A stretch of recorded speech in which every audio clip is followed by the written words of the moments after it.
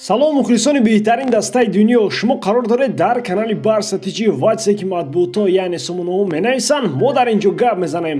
Имрӯз мехоҳам якчанд хабарҳои муҳимро пешкаши шумо намоям. Агар ту мухлиси Барселона бошӣ бародар, то ҳатман дар канал обуна шуда зангулачаро зер кун ва ҳамчунин лайки қиматбоҳи худро аз ёд набарор. Акнун дар ягон ҷо баъз шунед, мо бошад сайр мекунем. Ювентус, ПСЖ ва Барселона ба муҳофизатгари Арсенал Эктор Белерин чашм аъло карданд. Албатта ҳанӯз аз гузариши Белерин ба яке аз ин дастаҳо сухан гуфтан барвақттар аст, зеро муҳориба барои Эктор баъди анҷоми ин мавсим шурӯъ мешавад. Ин ҷо Барселона фаворити аслӣ мебошад. Белерин соли 2011 ба маблағи 500 000 евро дар синни 16 солагӣ ба Арсенал гузариш карда буд ва айни замон қимати ӯ дар бозори хариду фурӯш ба 28 миллион евро баробар аст. Шартномаи ҳамкории ӯ бо каналиҳо бошад то соли 2023 баста шудааст, аммо бо эҳтимоли зиёд Белерин ин тобистон Англияро тарк мекунад. Чунончи гуфтем, фаворити асосӣ барои дарёфти Белерин дастаи каталонӣ мебошад, чунки маҳз хатти муҳофизати Барса ин мавсим мушкилии зиёд дорад. Суперҷоми Испания ва ба қавли зуғзуқи Гризманн ба ин гувоҳ аст. Ҳамчунин рафтани Фирпо ва шояд Умтити дар охири ин мавсим овардани Эктор Белеринро ба Барса тезонад. Аз ҷониби дигар яке аз довталабони асосӣ ба курсии президентии Барселона Лапорт хоҳиши баргардонидани Белерин ба Испанияро дорад. Дӯстон, чун ҳамеша сарпарасти видеои мо ширкати 1xbet мебошад. Дар он ҷо вақт коэффициентҳои баланд ва бонусҳои гуногун шуморо интизор аст. Барселона рӯзи 21 январ дар Кубоки Испания бо дастае ки дар дивизиони сеюми Испания ҳунарнамоӣ мекунад, рақобат мебандад. Корнелия ҳамон дастае ки Атлетико Мадридро аз Кубок паронд. Оё онҳо боз як бори дигар сенсатсия кардан метавонанд?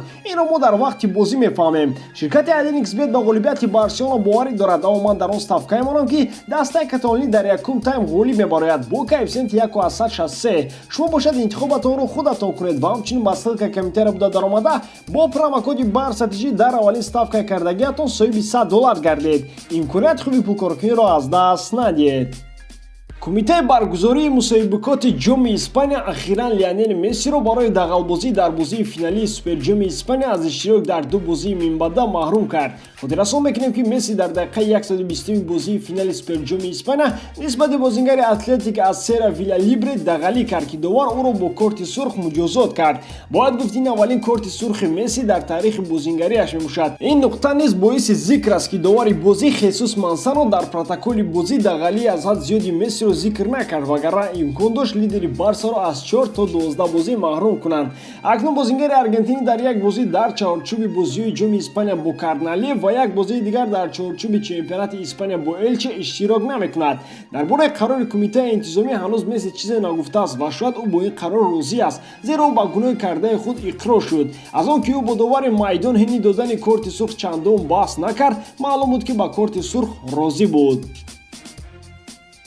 Ба якбораги се топ дастаҳои аврупоӣ Бавария, Реал ва Барселона хоҳиши харидории бозингари Интер Никола Барелларо доранд. Дар Интер мавқеи Барелла ба оҳистагӣ танг мешавад ва худи ӯ низ хоҳиши тарки ҳайати Интерро дорад. Аммо гузашти ӯ ба ин дастаҳо шояд ин тобистон анҷом нашавад, зеро аз ҳама беш хоҳиши дарёфти Барелларо Барселона дорад, аммо на ин тобистон. Зеро айни замон Барселона аз нарасидани пул барои харидории бозингарони нав шикоят дорад ва ҳам то ҳанӯз маълум нест ки президенти нави клуб кӣ мешавад. Албатта президенти нави даста нақшаҳои худро дорад ва шояд дар нақшаҳои ояндаи ӯ овардани Барелло ба Барса набошад. Аз ин рӯ Барселона мехоҳад Барелларо зимистони соли оянда ба даста биёрад. Албатта то ин дам агар Бавария ва ё Реал ӯро аз худ накунанд. Дар 18 бозии серия А Барелла 2 гол зада 5 паси головар кардааст. Инро низ фаромӯш накунем ки Барелла андаке дағалбоз низ ҳаст. 4 корти зард дар ин бозиҳо гувоҳ аз гуфтаҳои болост. То куҷо барои Барселона ин бозингар лозим мешавад, инро вақт нишон медиҳад.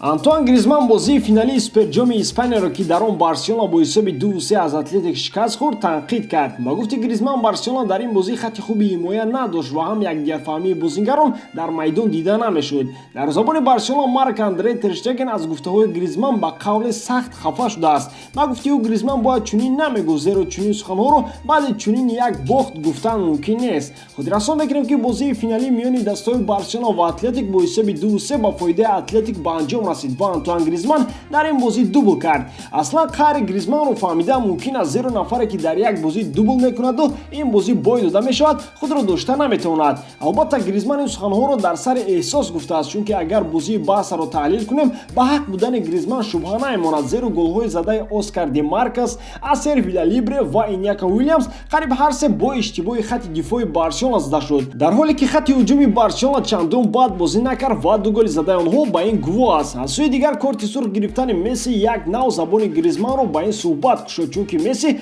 худро як нав гунаҳгори бохти даста медонад ва дар ин радиф Гризманн муаллифи ду гол ҳуқуқ дорад бархе аз суханҳоро дар бораи ин бохти шармовар баён созад. Ин нуқтаро низ бояд зикр кард, ки Гризманн бо ин суҳбати худ ҳушдор доданист, ки баъди рафтани Месси ӯ лидери Барса хоҳад буд ва аз ҳозир заминаро барои иҷрои ин вазифа дар даста гузошта истодааст. Бо эҳтимоли зиёд ин тобистон Месси Барсаро тарк мекунад ва ҷойгузини ӯ дар маснади лидерӣ маҳз Гризманн аст.